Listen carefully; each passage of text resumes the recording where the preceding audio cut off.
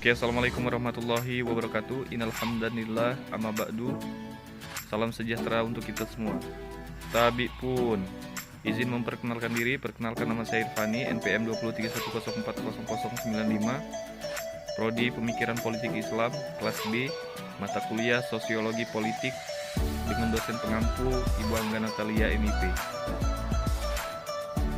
Halo teman-teman sekalian, hari ini kita akan membahas materi yang berjudul stratifikasi dan perubahan sosial dalam masyarakat. Sebelum kita memasuki perubahan sosial, kita akan membahas yaitu stratifikasi sosial. Stratifikasi sosial berasal dari dua kata, yaitu stratum lapisan atau tingkatan dan sosius yaitu masyarakat. Menurut Pitirin Asorikin, stratifikasi sosial adalah perbedaan masyarakat berdasarkan ke dalam kelas-kelas sosial secara bertingkat atau hierarkis. Jadi dapat disimpulkan bahwa stratifikasi merupakan suatu perbedaan dalam masyarakat di mana di dalamnya terdapat perbedaan stratifikasinya.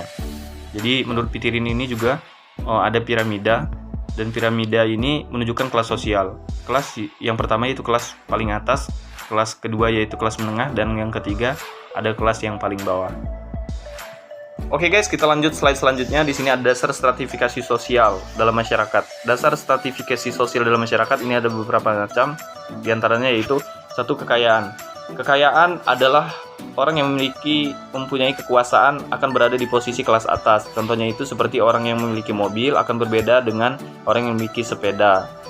Kemudian yang kedua ada kekuasaan. Kekuasaan ini pada dasar stratifikasi sosial kelas atas itu dicontohkan seperti DPR dengan pemulung. Tentu hal ini sangat berbeda dasar daripada stratifikasi sosialnya. Kemudian yang ketiga yaitu kehormatan. Dasar stratifikasi sosial selanjutnya adalah kehormatan. Orang yang dihormati dan dihargai akan ada di kelas atas. Hal ini sangat berkaitan dengan stratifikasi sosialnya. Contohnya itu seperti para ulama, pemuka agama. Ini tentu sangat dihargai dan dihormati karena ini berkaitan dengan agama. Dasar selanjutnya yaitu pendidikan. Semakin tinggi pendidikan maka semakin tinggi kelas sosialnya. Hal ini sangat menjadi dasar stratifikasi sosial karena orang yang memiliki pendidikan tinggi maka kelas sosialnya juga akan semakin tinggi. Kita contohkan seperti orang yang memiliki sarjana akan berbeda dengan orang yang hanya lulusan SD. Oke guys, kita lanjut slide selanjutnya. Di sini ada unsur stratifikasi sosial. Ada dua macam yaitu status dan peran. Jadi yang pertama itu adalah status. Status adalah posisi kedudukan sosial dalam masyarakat. Contohnya itu guru, dokter, ayah, dan lain sebagainya. Kemudian peran. Peran adalah tingkah laku yang sesuai dengan status yang dimiliki. Contohnya itu ayah. Ayah ini dijadikan sebagai kepala keluarga dalam keluarga. Oke guys, di slide selanjutnya kita akan membahas sifat stratifikasi sosial. Ada beberapa macam sifat. Yang pertama yaitu sifat stratifikasi tertutup. Stratifikasi sosial tertutup adalah stratifikasi yang tidak memungkinkan terjadinya perpindahan status atau sistem kastanya. Kemudian stratifikasi sosial terbuka. Stratifikasi sosial terbuka ini yang memungkinkan perpindahan status sosial. Dan yang ketiga yaitu stratifikasi sosial campuran, yaitu gabungan antara stratifikasi terbuka dan tertutup. Jadi bisa adanya perpindahan status dan ada juga tidak bisa perpindahan status. Baiklah teman-teman sekalian, di sini kita akan membahas materi baru yaitu perubahan sosial. Perubahan sosial terdiri dari dua kata yaitu perubahan dan sosial. Apa sih perubahan? Perubahan adalah peralihan dari satu pola ke pola yang lainnya. Contohnya adalah pada seorang mahasiswa Lampung yang kuliah di Bandung.